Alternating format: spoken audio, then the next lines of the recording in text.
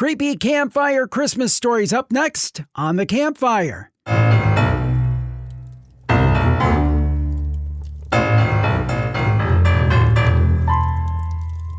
Sit back, relax, and warm yourself by Jim Harold's Campfire.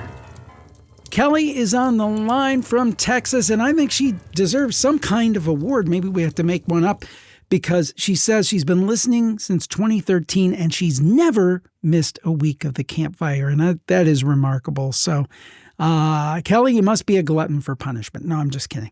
Thank you so much. I really do appreciate it. And you have a really interesting story, and I'm so glad you called in. It's one of these stories that's off the beaten path a little bit, but I can't wait to hear more. Tell us what happened. Yeah, it is definitely a different story. I don't think I've heard that many stories like this, but there are a few over the years and the episodes that I think relate to this. But so I'll start off. There's several parts to the story, but the first part is that I grew up in a little like 1950s style like bungalow house in Central Austin, Texas. Mm-hmm. And the house isn't there anymore, but the way the house felt growing up was almost like the land that we were on just felt very unsettled, kind of in a spiritual sense. And there was just a lot of things that happened over the years that did not make sense, and you couldn't just explain away. The house is no longer there, but I probably dream about it like once a week. Like, it definitely still creeps back into my life. So it's a very weird energy house. But the first part of my story is that I was probably 3 or 4 years old, and my parents were putting me to bed one night. And I had this little room at the front part of the house. It was in the older part of the house. The back part of the house had been added on, but this part of the house was the original part of the house. And it had a little area of land in between, like the side of the house and where the fence is. Uh-huh. And the windows of my bedroom looked out into that area. And so my parents were in the room putting me to bed, and we were going over to the windows to close the blinds and shut the curtains. And I was looking out the window while they were doing that into that area of land. And both of my parents were in the room with me. And I remember seeing this little creature like scurrying through that area of land. Huh. And even as like a little kid, I knew that it wasn't human, it was an animal, and it definitely was some type of creature. I want to say goblin. I don't know if at the time I knew that, but I knew that it was something that I shouldn't be seeing, and I think it knew that I saw it. And it knew that I shouldn't be seeing it. And what's interesting is I never saw the face, but it definitely had like a human-like kind of structure, but it was smaller. Yeah. And it was wearing a like a cloak of some sort. And the cloak was like reminiscent of like a ladybug, but it wasn't a ladybug. Like, it had the same colors of a ladybug, but for whatever reason, that was the attire that it was wearing. And I remember feeling startled, and I remember it looking startled, and almost like it was like trying to scurry past me faster once it realized I saw it. Right. And my parents were trying to say, that wasn't there. Like, there's nothing out there. Look, we're looking with you. There's nothing there. But I knew what I saw. So fast forward to I think I was 12 years old, and my aunt had moved to Australia. And we went to go visit her there, and she lived in this incredible like 3-story house. And for some reason, I think because it was Christmas Eve, we were all very excited. So we all decided to sleep in the same room together. My cousins and I did. So my cousin slept in a regular bed in the room, and then my family slept on the floor in like one of those beds that you pull out. Mm-hmm. And it's Christmas Eve, and we're all sleeping. And the next morning, my cousin told me that he woke up in the middle of the night, and he said that the room was filled with little goblin men. And Oh, man.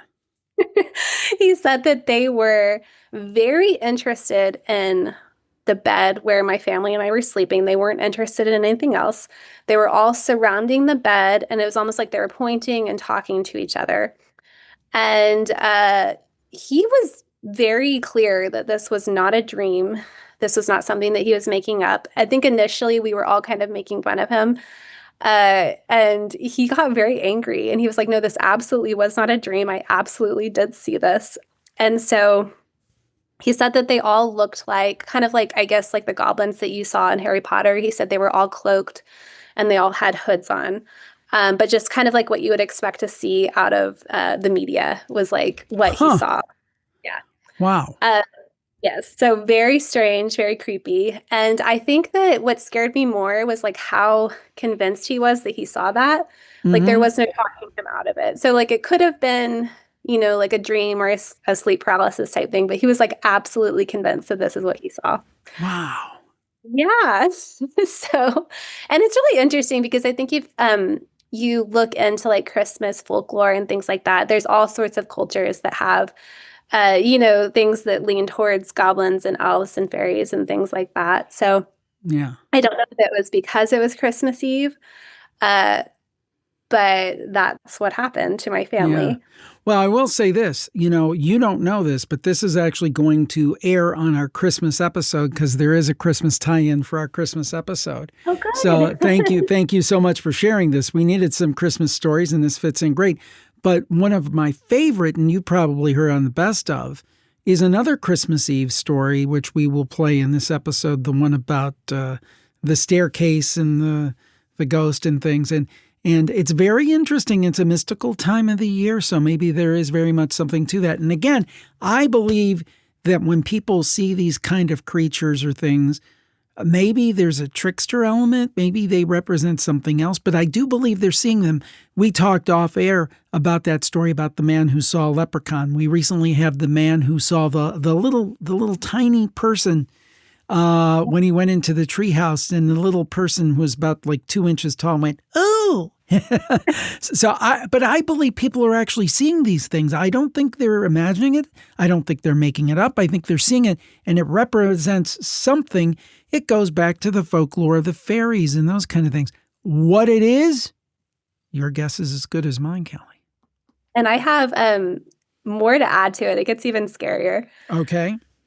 So I, years later, so there's a lot of years in between each of these parts of the story, but I went to, I think it was the Renaissance Fair. We have a lot of little fairs around our area of Texas, but I think it was the Renaissance Fair. And my roommate at the time, I was like in my last semester of college, and my roommate and I at the time decided to get our palms read just for fun. And the lady that we sat down with, she actually didn't read our palms at all. She just kind of went into these like, I don't know, it was almost like she was reading us. And she said to me, she goes, yeah, little goblin men come around and stand around your bed at night. Oh, man. Oh, man. Yeah. And immediately, like, I remembered my cousin seeing that. And she said it was because that they knew that I could see them, and they knew that I was sensitive, which I am, and that they were interested in me because they were interested in somebody that could see them. So I thought that was interesting. And that was also, it happened to be at like the Christmas themed Ren Fair. Like every week they do something different around the Christmas time. And then now I'm a mom and I have 3 kids, but my middle child, he's a little bit more sensitive. And we were out at the Christmas festival in our town about 2 years ago. And we had a bunch of ice cream, so I kind of chalked it up to he had too much sugar before bed. But my husband and I woke up at, it was around 2 o'clock in the morning, 2, 3 o'clock in the morning, and we heard him on the baby monitor just yelling at somebody to get out of his room and stop playing. Oh, man. And the next morning, and it was like, it was almost so scary that I was like, I probably should go in there and make sure that he's at. But he was saying things like, "Get out, that's not yours, don't touch my stuff, get out of my room." And the next morning he said, there were kids in my room last night, and they were playing with my toys, and he kept flipping back between calling them kids and calling them monsters. So I don't know if maybe he was also seeing the goblin men. Maybe they come around at Christmas time. I have no idea, but yeah, that's my story. It's definitely very different. So do you have any theories what they are? The goblin men?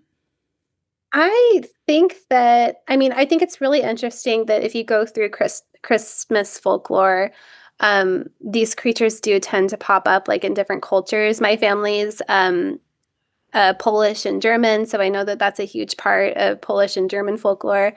I come from a family of very, very devout Catholics. And so some of them would be mortified that I'm sharing the story, and some of them would be open to talking about it.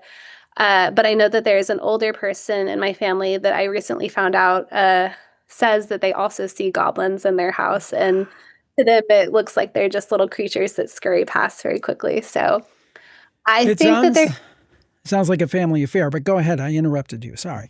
No, I was just going to say, I just think that there's things that we can't explain, and I'm not going to pretend that like I know everything out there. I do think, in some sense, like growing up Catholic, we spend a lot of time in prayer and meditation and praying for the dead, and so in a way, we have a connection to the other side that I think, carries us through life. I don't know, so maybe that's part of it. I don't know. It's very interesting. Well, it is a great story. Thank you so much for sharing it. Merry Christmas and stay spooky. Merry Christmas, stay spooky. Thank you so much. Merry Christmas. It's Jim Harold. This is the Campfire. Welcome to the program. And if you celebrate, I hope you're having the best Christmas ever. And thanks for taking some time out of your holiday season to listen or to watch the Campfire. I really appreciate it. And today is all about Christmas and Christmas campfire stories. The vast majority of these are news stories. We do have my all-time favorite Christmas classic campfire story, and that comes a little later in the episode. Plus, we have a special guest coming up at the end of the show with a great Christmas story. And I do want to invite you, if you're listening before December 27th, on the evening of December 27th at 7 p.m. Eastern, we are going to have our annual holiday live stream. It is going to be so much fun, and I hope that you will join us. I love doing this every year, and I really, really, truly look forward to it and hope to see you there. You can find it at youtube.com/Jim Harold. That's youtube.com/Jim Harold. So with no further ado, I'm going to go get some eggnog, maybe see if there's a present I missed this morning, and we will get on to that, and we will get on to these campfire stories. Oh, this is a great Christmas story, perfect for Christmas Day. Merry Christmas again, everybody. And Cynthia is on the line from North Carolina. She has an awesome Christmas background. Merry Christmas, Cynthia. Merry Christmas, Jim. I do want to say this before we get started. One of the big gifts we had in 2025 was our new virtual campfire group at virtualcampfiregroup.com. Cynthia is one of our cornerstone members. She's always posting. She always has great thoughts and comments on different things. Really, one of our cornerstone members. And thank you, Cynthia, for that very much. And thank you for joining us today. We're airing this Christmas Day, and you have a Christmas story, and I can't wait to hear it. Tell us what happened. I do. So this is my Christmas Eve ghost story. As parents do, I was downstairs finishing last-minute preparations for Santa. I was just piddling around. I was the only one downstairs, and I heard somebody giggle. And it wasn't just a giggle. It was kind of a hearty giggle. And it actually sounded like my grandfather. He passed away in 2001. So most of my visitations with him are dream visitations. Mm-hmm. And so when I heard his voice, it kind of caught me off guard. I was like, oh, thanks, Pop. Like, because he was there and looking, and I thought, this is wonderful. This is great. It kind of thought that was the end. Right. I went upstairs. I was getting ready for bed, and there was the bathroom off the master, and my husband at the time stopped what he was doing, and he was on the bed, and I was like brushing my teeth and talking to him, and he was looking at the door, and I go, "What's the matter?" He goes, "There's somebody standing in the door." Oh. And I went, "Ooh," because I just came upstairs. And I look out, and you could see again, darker than dark, but not quite dark. And it was the stature and size of my grandfather. And he Wow. was shorter. He was a short man. He was a short Italian man. And I went, oh my God, Pop. And just as I said that, it like he popped. Like you heard this little poop and he was gone. So that was my Christmas Eve visit from my grandfather. Now, when he left, did you hear any, other than the laugh, Yeah. did he say anything?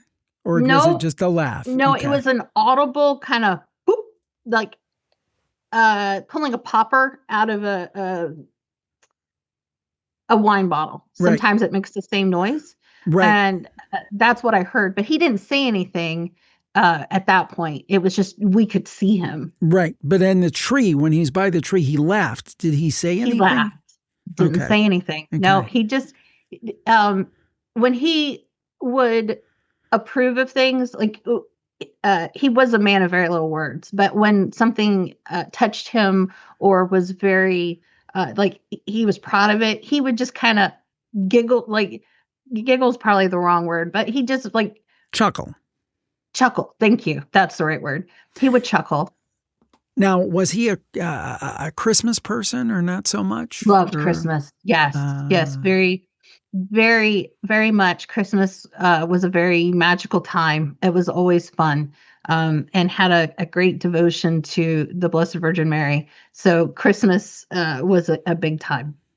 Yeah, I know it is with a lot of Italian folks. My wife, Dars, is Italian, and they have all kinds of different things. The panettone, if you're familiar, it's like a Italian bakery. Oh, yeah. And then they have Christmas Eve, the seven fishes, but we've kind of modified it over the years, and it's a total bastardization of it. But but it's but it's good. Not. It's called because tradition is just. Sometimes I call it dead man's baggage, right? But like we morph it into something that we can embrace, but with a tie back in a nod to those other traditions. Exactly. Well, it's funny. And then we developed a tradition through a family friend. And actually, I believe this has Germanic background, or maybe, and she was, her family was of Polish descent. But it was the pickle game where you have a little ornament on the tree. And we hide it. And the funny thing is, it was really cute when the kids were little and you'd have them hunt for the pickle and then you'd give them little gifts, Christmas Eve to kind of take the pressure off, maybe socks or a little gift card or something very small, but just enough to kind of say, okay, calm down, wait till Santa comes. Well, we've continued to do this. And now the girls are in their 20s, adults, and it's kind of morphed into a full contact sport. And I fully expect that one year they're going to knock the tree down. I have 3 that do that, Jim. So I get it. We do the pickle. Yeah. Yeah. Yeah. I mean, it gets tough. And then, of course, we make it like, our generation, we have to have the participation trophy. So everybody gets a gift one way or the other. But it's more the idea that's a bragging rights. And, I hate to say it, but with those girls, sometimes a couple expletives kind of come out too. They play for keeps, So anyway. Merry boys are rougher than girls. Well, I love that story. And, I really do think today, Christmas Day, and in this season, it really brings you back. And it's bittersweet because you think those memories of people who are no longer with us. And it's sad in one way, but another way, it lasts more than any gift you ever got. Any physical thing, those memories of what your dad used to do on Christmas, what your mom used to do on Christmas, your grandparents used to do on Christmas and Christmas season. And I'm sure it's the same for people who don't celebrate Christmas but have other significant holidays like Hanukkah and other holidays. It just many times, we think about, what am I going to physically get? But those memories of those people, those last longer and are so much more important. And your grandpa came back and said hello, and in his own way, Merry Christmas. Cynthia, Merry Christmas to you. Again, thank you for everything over the last year with all your support. virtualcampfiregroup.com. Everybody check it out. And Again, Merry Christmas and stay spooky. Merry Christmas, Jim. Stay spooky. We have a repeat caller, a loyal listener, also participant in our virtual campfire group, always supporting everything we do. Crystal is on the line again from New York, and she has a Christmas story appropriate for today's episode that's airing on Christmas Day. Merry Christmas, Crystal. And Merry Christmas. Yeah, and tell us what happened. Pretty cool story. Yeah, it's a short and sweet story. We were watching a home video that my aunt had taken of my late cousin and her daughter, and we were at my grandmother's house, and it was around Christmas time. We were all reminiscing and having family time. And when my late cousin came out onto the screen, my grandmother's main door, so she has two doors. She has the big solid door, and then that main window door, and that thing, you shut it and it's shut. There's no opening that. So my late cousin Bridget comes onto the screen, and the door opens and slams shut, and we all looked at each other, and it felt like she was there. Wow. When I asked my mom and my grandma and my aunt, and I was like, what do you think happened? And they're like, I think Bridget showed up. Oh, that's so cool. Now, was she someone who was particularly fond of Christmas, or a jokester, or someone who would have taken pleasure in doing that around the Christmas season? I think because it was close to the time that she had passed away, that she was still kind of with us, because I remember the day that she passed away, it was in October, and I had a Siamese cat, and this cat was going crazy. Just would not calm down. And then my mom called me that morning and was like, hey, why don't you come home? Let's have breakfast. And then she told me. And I know my cousin's daughter had some dreams about her too coming to visit, and my grandmother as well. So I think it was her kind of saying Merry Christmas, I miss you all. And I'm still, kind of with you guys a little bit. I believe they do show up at meaningful times in meaningful ways, and that sounds like what happened to you and your family. Crystal, Thank you for sharing this story. I think these kind of stories are a comfort to people, particularly around this time of year, which can be tough because we've all lost loved ones and we all have those memories, but I think they're still with us. Crystal, thank you for joining us today, and Merry Christmas. Thank you. Merry Christmas. And if you haven't subscribed to the Plus Club, guys. I like it. JimHarold.com/plus. Give yourself a Christmas gift today. Yes, Thanks. absolutely. Thanks, Chris. And that wasn't even scripted. Crystal, thank you, and stay spooky. Stay spooky, Jim. We have a return caller. Margot is back from New York. She told us before about a haunted winery in Ohio, and she's back now to give us a Christmas story. Margot, welcome to the show. Merry Christmas, and tell us this Christmas story, if you would. Merry Christmas, Jim. I'm very happy to be here. So it starts in Northern California, where I used to live. It was Christmas Eve, and I had a friend call and say, hey, you want to have a glass of sparkling wine? I was like, sure, come over. So he comes over, and we open up the wine, and we're chatting, and it's a little odd. He seems a little off. I should preface, the house was a small little cottage. The living room was maybe,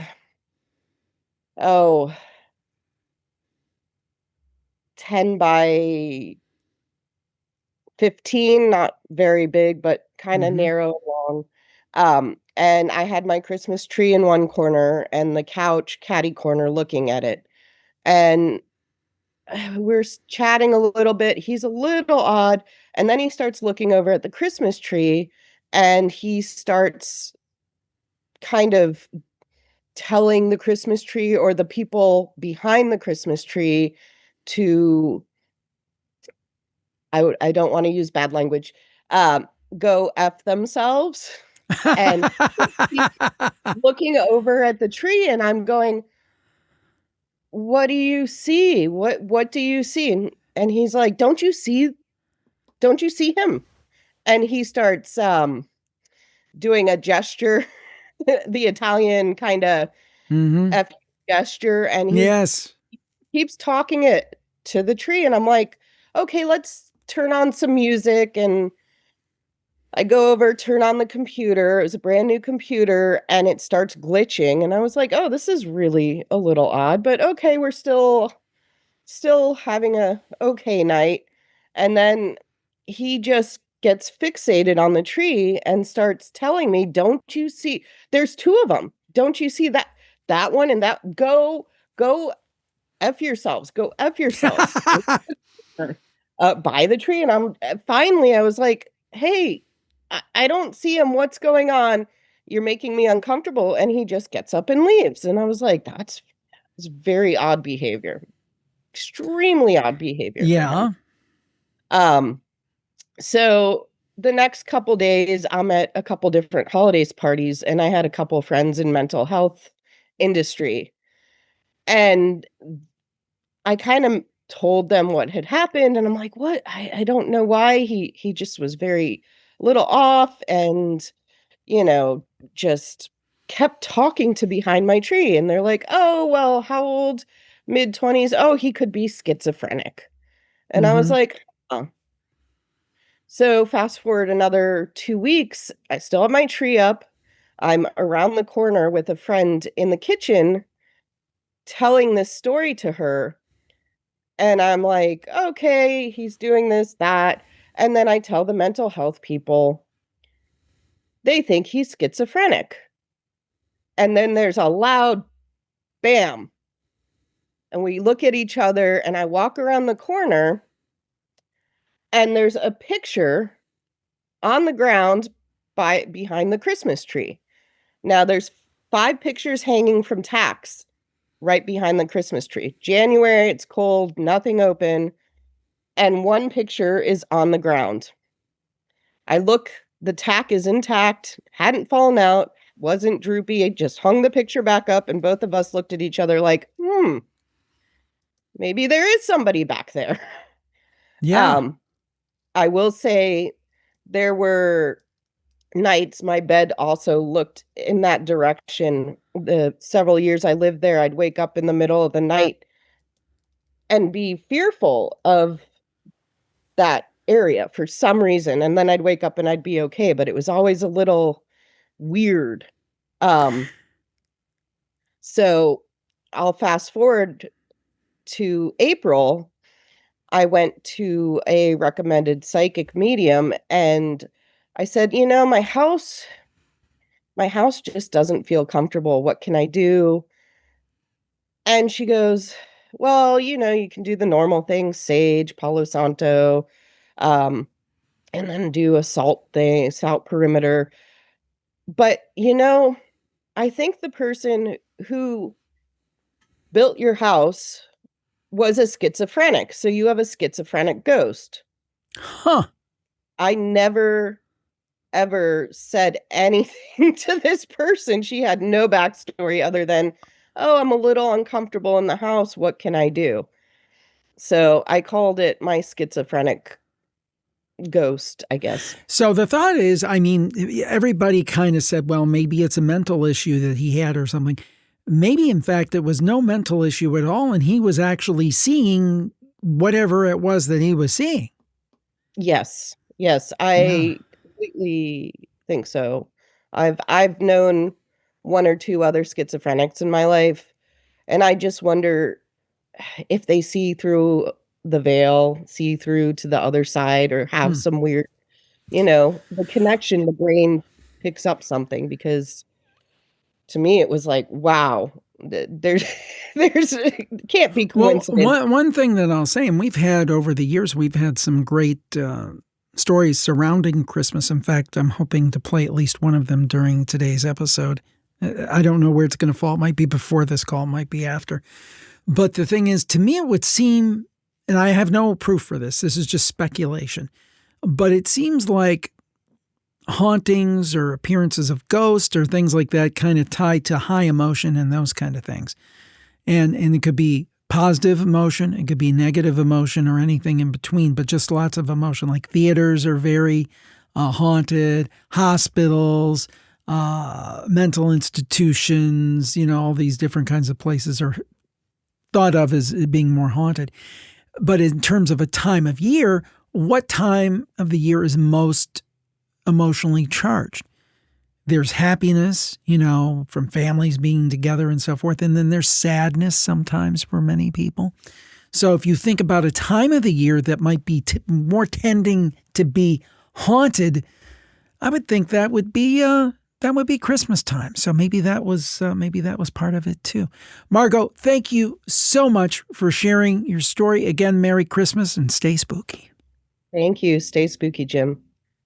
Hey, everybody, real quickly before we get back to the stories, I would ask you, please join my Plus Club during this holiday season at jimharold.com/plus. That's jimharold.com/plus.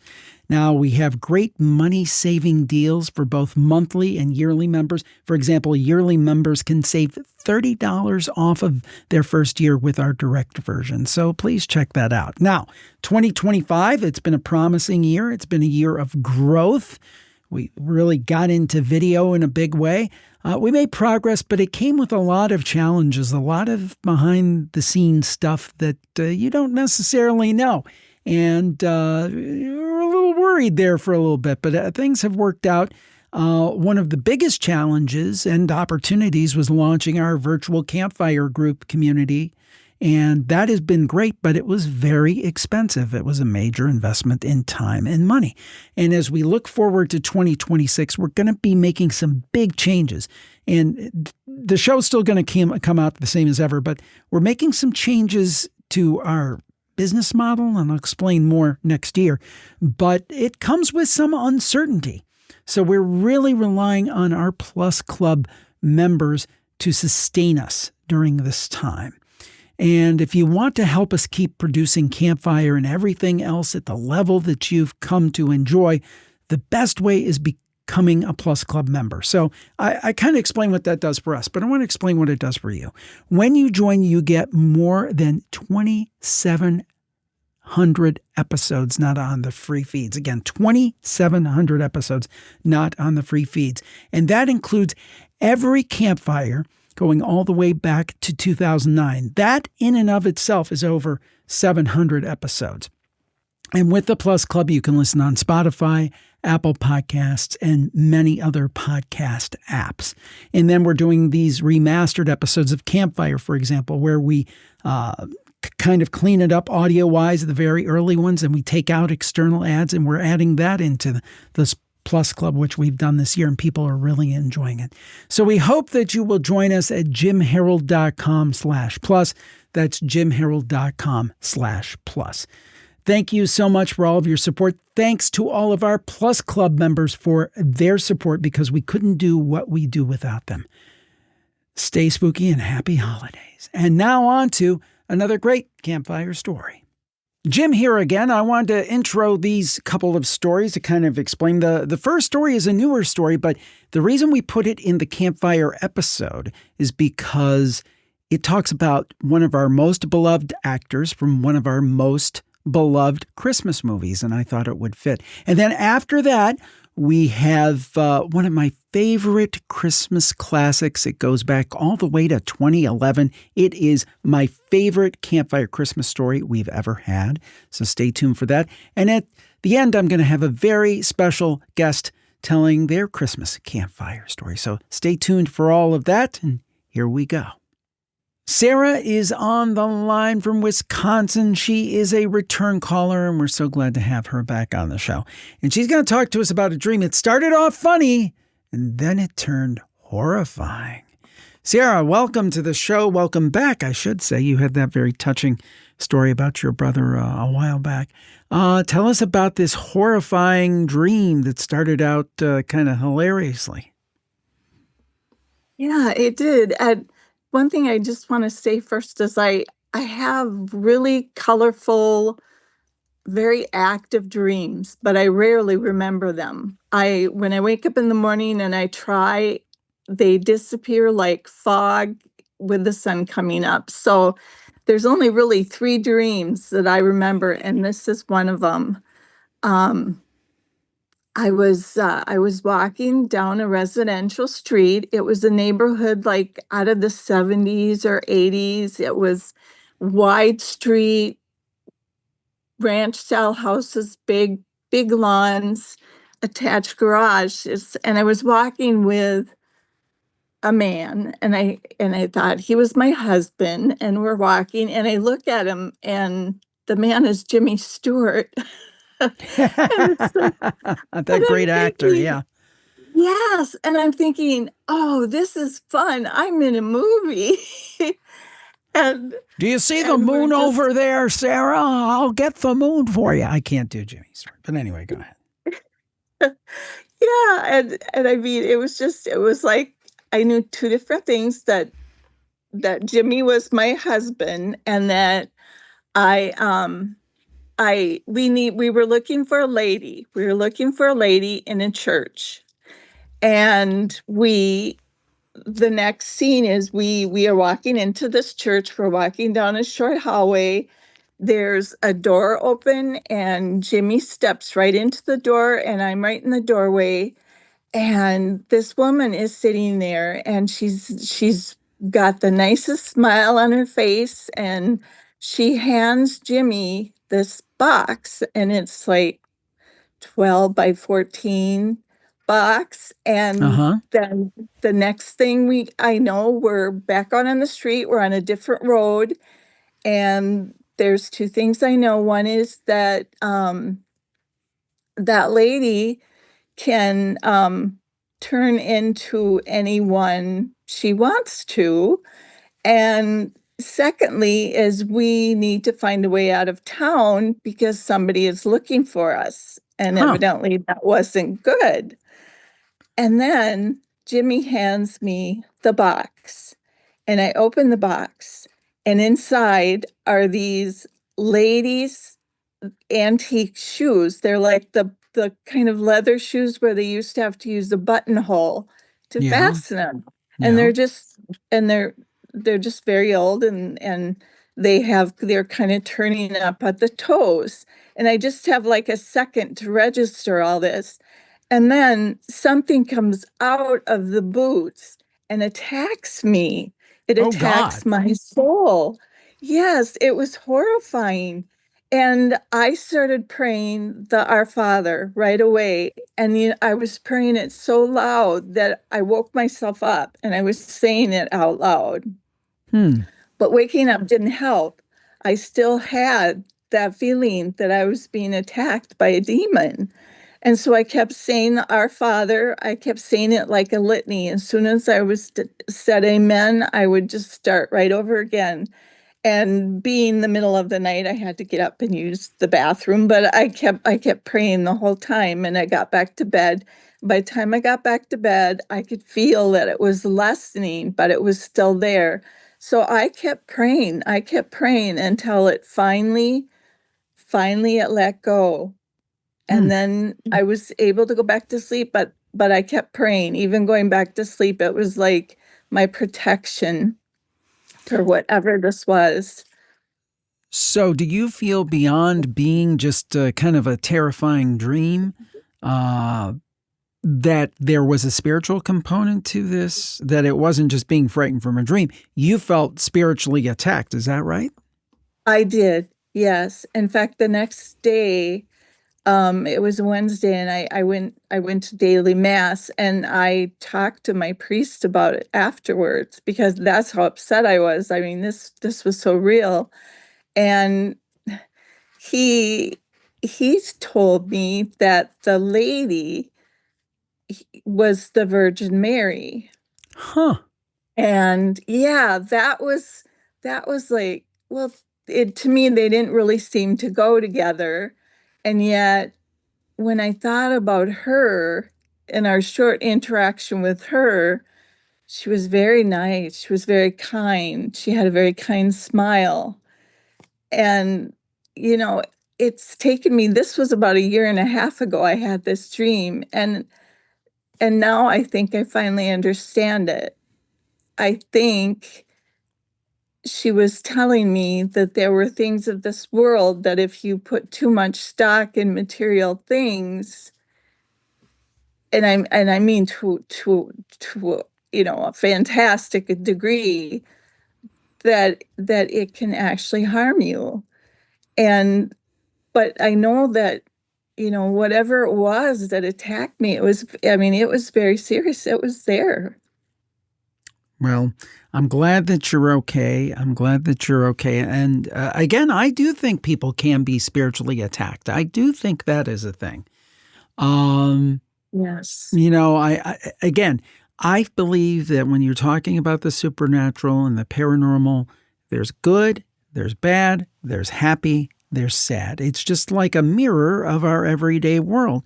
So people that think everything is terrifying and scary and demons, everything, I don't believe that. But then on the other hand, people who believe everything is sweetness and light and kind, and I don't think that's the case either. I think the truth is kind of in the middle. It takes all kinds, I guess. Well, Sarah, thank you so much for sharing on the show, and stay spooky. Can I tell you just one real quick thing that happened just a month ago? I was on a pilgrimage, which is a funny thing, but it was in Wisconsin, and we had traveled on the second day. We traveled to La Crosse, and we got there, and by the time we got to our hotel, it was kind of late at night. And I went up. I just had one of the other ladies with me. We went up to our room, and we got off the elevator, and our rooms were right there. So just around the corner. And as soon as I hit that corner, I heard something say in my ear, "Sarah." Huh. And it was so bizarre. And I thought, and I even said something to the lady. I said, "Judy," I said, "I just heard something say my name in my ear." And she was just kind of, I don't know what she thought about it, but there was something walking back and forth outside that hotel room. And I think it must have been all night. I heard it when I was getting ready to go to bed, and it kept sounding like someone was opening my door and coming in my room. Oh, my Lord. My goodness. And then the next morning, our priest, his room was right next to ours on the other side, and he could hear somebody like in the wee hours of the morning walking back and forth, back and forth. So it's like, it's weird because it didn't scare me. It was just like, oh, okay. Do you know what hotel is haunted? Do you know if that hotel had a reputation for being haunted? I don't know, but I should look it up. Because and I kind of wonder if anybody else in the group had any experiences. We didn't, really talk about that, because then the next day we went to Our Lady of Guadalupe. So we were, but yeah, it's just interesting. Things happen. They do happen. Sarah, thanks for being on the show once again. Thank you, Jim. Thank you so much. Well, we have Adam on the line from Connecticut. And here is a story, well, not about Christmas in Connecticut, to quote that old movie, but Christmas in Vermont, and something very eerie that happened to him at that very magical time of the year. But this was magical maybe in a different kind of way. Adam, thanks for coming on the show. Tell us what happened that very mysterious Christmas.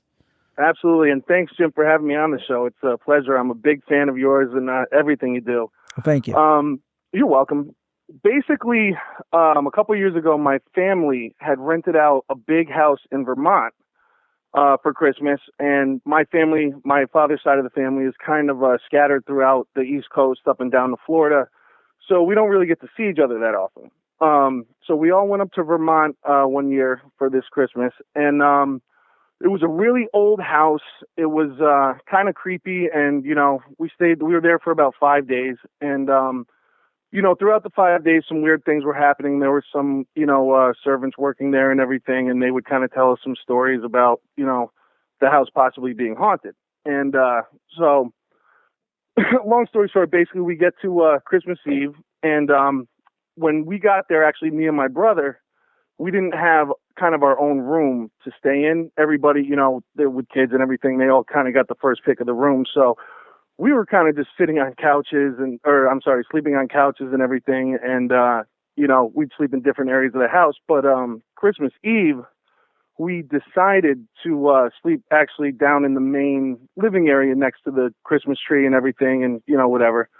And it got to be about 2:30 in the morning, I think it was, and I woke up actually, and I see this just kind of tall figure at the top of a pretty big staircase, and the figure was just kind of sitting there, and it was funny. It kind of just like was kind of motionless.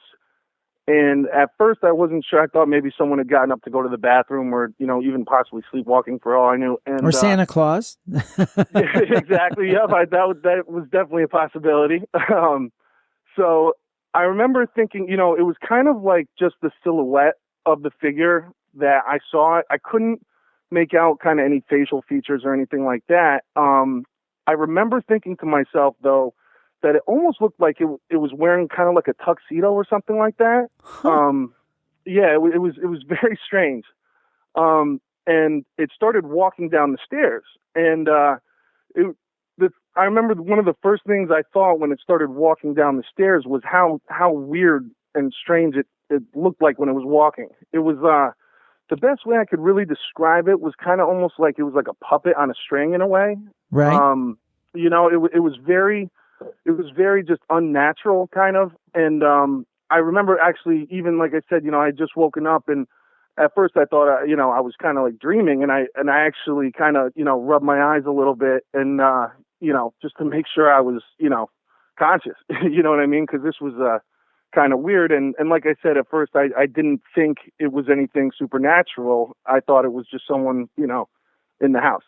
And, so it was kind of walking down the stairs in that weird way. And it finally got to the bottom of the stairs, and it kind of started looking around. Like I could see its head tilt back a little bit, like almost like someone who had like come home after a long time and hadn't been there, and was like almost looking around like, God, it's great to be back or something. You know what I mean? Oh, I see. It was real, the more I thought about it after it happened, the more I was kind of, thinking that, that was the way it was looking, and it was looking around and everything, and kind of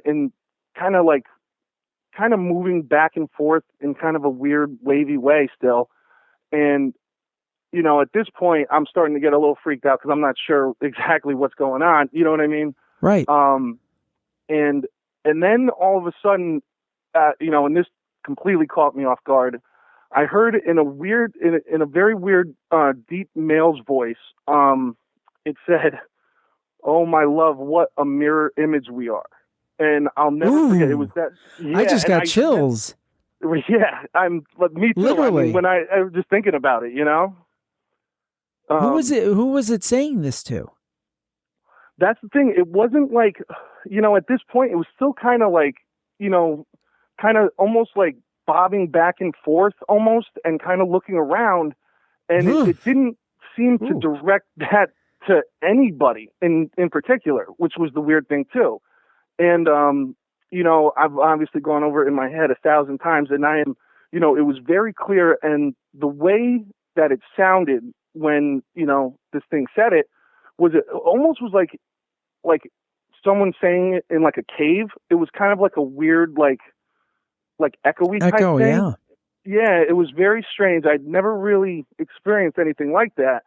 And, so, and I'm 100% sure that it said, "Oh my love, what a mirror image we are," and I still don't really know what it means exactly, you know what I mean? Or exactly what it was, if it was talking to the house, or it was like, I don't know if it was someone who previously owned the house. What's interesting, you said it was in a tuxedo. It was around Christmas time, so maybe it was a ghost from the past who had been dressed up for some kind of Christmas get-together or Christmas party? Absolutely. It's so fun. I never even thought about it that way. That's just what comes. Actually. Yeah, that's what comes to mind. I got to tell you, literally, that gave me chills. Now, the story is spooky enough, but that phrase, "My love, what a mirror image we are." I mean, that's the capper right there. That really. Oh, absolutely. That's probably the name of this episode, by the way. That's so cool. That is so cool. Yeah, I mean, it's something that stuck with me And it's just like I said, I still don't know. The next morning, actually, when we were all kind of having Christmas breakfast and everything, I had asked, everybody, there was, I think, around 15 of us there. And, I was like, was anybody up going to the bathroom or kind of looking around the house, or, I don't know if someone got a little tipsy, you know what I mean? And was just kind of wandering. And everybody said no. We were all, nobody, said they were sleepwalking or anything like that. And, basically what happened to the apparition that I saw, it walked into another room, that was kind of, off to the right of me. And, it just never came back. And at that point, I wasn't sure what to do. And you know what I mean? I kind of just stayed there. I didn't really even get up to look for anybody. You know what I mean? I was just so kind of baffled that, and I was up for about an hour afterward and nothing came back out of that room, That is absolutely freaky. Right. And like I said, the next morning, no one owned up to it. And actually, my uncle said, after I had kind of explained a little bit of what happened, he said, I meant to ask you guys, too, if anybody peeked their head into my room. And he said it was around 3:00 in the morning. He was, I don't think he could give an exact time because he was, asleep as well. But he said that, he saw his door open and the light from the hallway come in. And someone peeked their head in and kind of looked into their room. And, no one really fessed up to that either. So I don't know if it was the same thing or, you know what I mean? So that was kind of a little bit more, just something to kind of confirm that, maybe I, really did see something, or, you know what I mean? That someone else experienced it too, So. Yeah. Whew. I got to tell you, it's very, very chilling what you tell. And, maybe somebody out there will have an idea what that means. That phrase means, because it could mean so many different things, but maybe somebody out there, maybe that's a saying, Mm-hmm. I don't know. Absolutely. So we'll wait to hear, but Adam, thank you so much for coming on the show, sharing that very chilling story. And, we update from time to time when new information comes around. So we'll ask folks out there, the mirror image statement. Absolutely. What does that mean? Let's find out. Adam and I are very, very curious. Well, Adam, thanks for being on the show tonight. My pleasure. Thank you, Jim. It's been an absolute pleasure. So for the last story of this very special holiday/Christmas edition of the Campfire, we have a very special storyteller. It's Dar from Ohio. Hey, Dar, how you doing? I am so well. I am so happy to be here. I'm such a big fan. Oh my God. I can't believe it. I should think you're a big fan. We've had 2 kids, so I would hope that you're a fan. And so, almost 30 years. Ooh. Yeah. Ooh, yeah. Coming up this next year. Very cool. Very cool indeed. Well, you have a neat story that happened at our old house. I'll say no more. Tell people what happened. Yeah, I may have mentioned this on another show at one point, but this was definitely festive. So it was the holiday season or Christmas season, and the way our house was set up, we didn't have great places to put things, so we had a lot of wrapping paper for Christmas. Yeah. And I had brought downstairs where the living room was. I think I was wrapping presents somewhere downstairs, and I had a bunch of rolls of wrapping paper in my arms. You were working as usual. The girls were just sitting and watching television in the living room. So I went upstairs to go return all the rolls of wrapping paper because like all our Christmas stuff was in the attic through my closet. So I was going upstairs. It was dark at that point, but maybe like 5-6 o'clock, early evening. So I'm going upstairs and I'm about to get into our bedroom because that's where we had it. Everything's dark. Before I flip the light switch on, it's right to my right. I'm about to flip it. Something, I've nicknamed him Casper since, pulled the rolls of wrapping paper from my arms. They were giving it a good tug, and I was hanging on, and I'm like, hey, and I thought for sure it was you or the girls playing a prank on me. I'm like, maybe they snuck up fast or snuck around me, or so, I don't know. Maybe I wasn't paying attention. I thought one of them's up here. Somebody is pulling the rolls of wrapping paper. So as I said, hey, I flipped the light. There's no one there. So I don't know who was doing it. They were being festive and jokey. I wasn't scared or anything. I was kind of laughing but very confused. Like, who is pulling Christmas wrapping paper from my arms and why? I'm like, what just happened? I think I even called down to you guys. I'm like, when are you up here? And everybody's like, no. Yeah. So I always said we had Casper playing some jokes in the house. Now, that house was built in the 50s, so there was plenty of time if it were somebody who lived there. I mean, I don't know if anybody died there. I guess there used to be, I don't know if there still is, there's websites you can go to, and you can put in the address and see if somebody died in the house. So, I mean, I don't know, but wasn't this before I did the campfire? Before I did the podcast? The girls were little, but not that little. I thought you were doing. Okay. I just you wanted may have to say been doing it. This had no connection to the shows or anything. It was basically you just saying, this is a weird thing that happened. I don't understand it. And that's why I try to get across to people about Campfire is sometimes people think that it has to be this crazy elaborate thing. And, they saw a ghost materialize in 3D and had them do the Gettysburg Address and things. I think some of the best Campfire stories are these little short, quick hitters that are kind of like, what the hell was that all about? I mean, I love those. Exactly. Yeah. So people on virtual Campfire are always, I don't think my story is long enough. I don't think it's scary enough. I don't think it doesn't need to be. If it's not easily explained, it's considered paranormal, right? I mean, we don't know what could have happened in this. I know somebody, and it was not like just or like I was loosening up on the rolls. It was a tug. Something. So. And we said always we thought Rambo in that house would see things and would look out into space. Absolutely. More so probably than here. He's done it here, but not as much. He's done it a few times here. Right. Yeah, absolutely. Over there, he would just sit up. His ears would go up and he would just stare. And sometimes he would growl. Remember, he would like bark. We're like, why? Yeah. What is he seeing? I mean, we would always, we kind of, but in the back of our minds, we're like, And if you think about a house built in the 60s, I mean, it's not old compared to stuff in Europe or England or something like that. But I remember a couple of years before we left, we had our kitchen redone. And very little had been done on that kitchen since the 50s. We did kind of a very poor job of trying to make it look more modern when we first got the house in the late 90s. But when they took the wallpaper down and stuff, it was how eerie that stuff was still there from the 50s. And one of the workmen had signed his name, on the wall. And so there's plenty of people that were there that probably were no longer with us at that point. True. So who knows? Yeah, there was all kinds of writings in pencil all along the walls after they tore the wallpaper. It's kind of eerie. Didn't you find that kind of eerie? I'll be honest, I was spooked out when the kitchen was like threadbare down to its studs. It was scary. There was this old wallpaper from the 50s. It was like this. We had, when we got there, it had the wagon wheel and it had the very kind of rustic country kitchen look. So it was kind of like stepping back in time a little bit. And wasn't there even older wallpaper behind what we had torn down? Yes. Yeah. So it's like, ooh. And it was really this...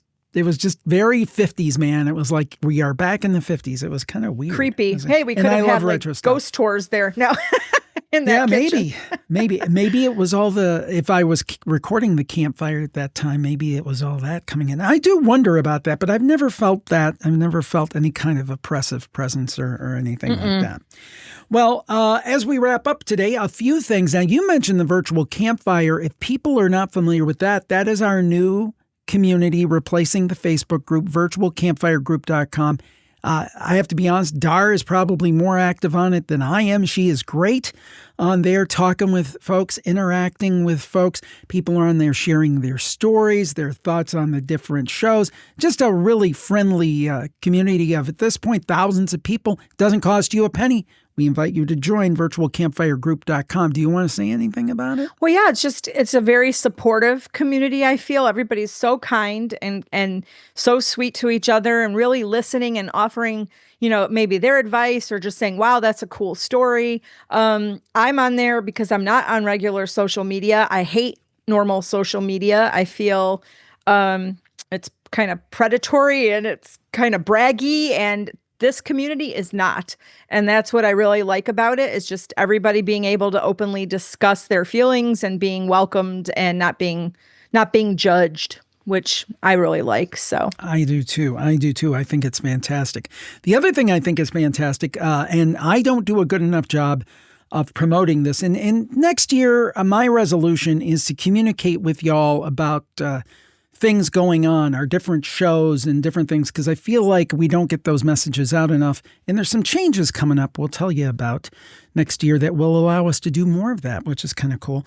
But the Paranormal Report, that is a weekly audio and video podcast I host with you, Dar, and you do a fantastic job. And we do a fun recap of the paranormal news of the week. And I know the people that actually know about it and watch it love it.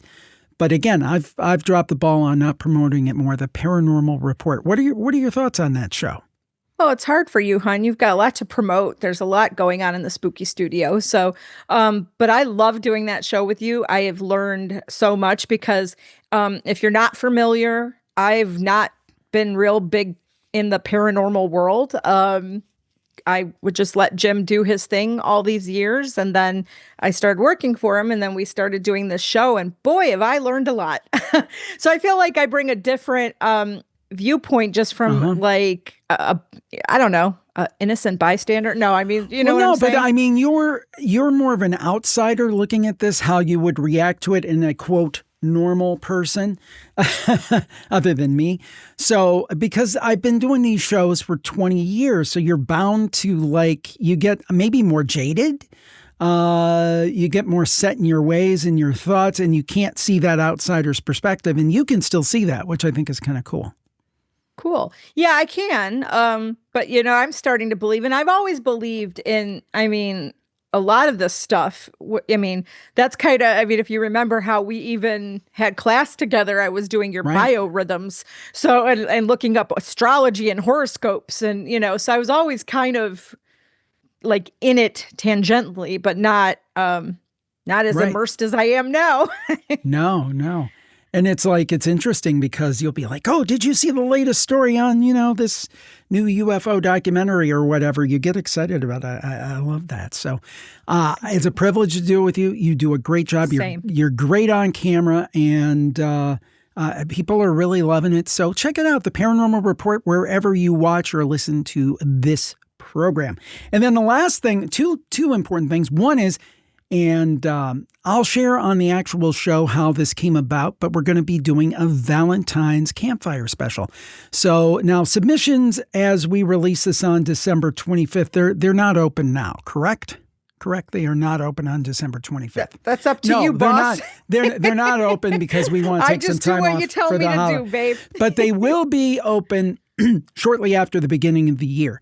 We'd love to get your Valentine's stories that have a supernatural aspect to it. Maybe it's some way that you were put together with the right one, those kind of things. Kind of like a show we used to do called Soulmate Stories. And even if you've been on Soulmate Stories, you could sign back up and tell this on Campfire, because this is, a totally different show, a totally different listenership. We're doing video now. We weren't doing video then.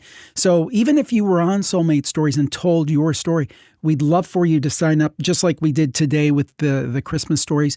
We want to have some great stories for Valentine's Day for the Valentine's Campfire. So, but we'll have to get that going quickly after the first of the year. So once those submissions go back up, please do sign up. I would appreciate it very much. Any further thoughts on that? No, just I know people are like, what are you doing, Jim? It's Christmas. We're going to Valentine's Day. What are you like? Got to work ahead. We do. And to get enough stories to make an episode, you do need to have those submissions. So you're putting it in people's ears now. But yes, I'm looking forward to that. Just because of our story was unique and I think something. So anything about like fate or destiny or something changing how you would have done something so you were put in somebody else's path. Those are great stories. So I do agree. And I do agree we're wishing everybody a happy holiday season. If you celebrate Christmas like we do, Merry Christmas. Happy New Year to everybody. We hope you have the best New Year ever and a great holiday season. And just kind of hearkening back to about a month ago when we had Thanksgiving, we're just thankful for you all. I mean, you allow us to do something we really enjoy and we love to do. Not that ever, there's times like, this website isn't working or something. I mean, we all have that in our jobs. But overall, I am so blessed and I'm so happy to do what I'm doing. And Dar, you kind of, you've always been on the team. None of this would have happened without you. But you've been more part of it the last couple of years. And I know that's been an important transition for you, but it's turned out to be something you're really enjoying. Oh, I absolutely love it. I loved speech therapy. I loved working with clients and helping them. That was like the whole impetus why I went into that field, is to be able to help people. But and many of you may feel like this. Sometimes you get burned out and you need a change. And I knew you really needed more help. And I'm like, well, I think I can do a lot of this stuff. And you took a chance on me, and I just really, really appreciated it, and I'm really loving it. So thank you all out there for I'm calling her us. these days Dar Superstar. Dar Superstar. I'm gonna roll my eyes. Don't forget the holiday live stream, Jim, too, so the party can keep going. Thank you. Well, hopefully you're seeing this before December 27th. That will be the evening of It's a Saturday, right? Saturday, December 27th at 7 p.m. Eastern, 7 p.m. Eastern. We will do our holiday live stream, jimharold.com/ let me take that back. YouTube.com/Jim Harold. YouTube.com/Jim Harold. And we'll have links on social media and in the virtual campfire group and so forth. And please, and we'll put it in the show notes of this episode too. Please join us. We do giveaways. We have trivia. We have a good time. And it's kind of like a mini version of what we do at Halloween. Halloween is the big blowout extravaganza, but we have a lot of fun on the holidays too. And a lot of regulars who join us and that sort of thing. So we really hope that you join us, and we'll be giving away some Amazon gift cards. We'll be giving away some T-shirts, some books, some good stuff. So, yeah, I hope you join us, and I think we'll have a grand old holiday time. And we did it a couple of days after Christmas, so everybody that celebrates Christmas can kind of, to get through that, and then we can have our own little party between Christmas and New Year. Hope to see you there. YouTube.com/Jim Harold. And most of all, I hope you have a Merry Christmas, Happy Holiday Season, and Happy New Year. And we'll talk to you next week on the Campfire with a best of 2025. Dar, thank you so much. Merry Christmas. Merry Christmas, everyone. Bye-bye, everybody, and stay spooky.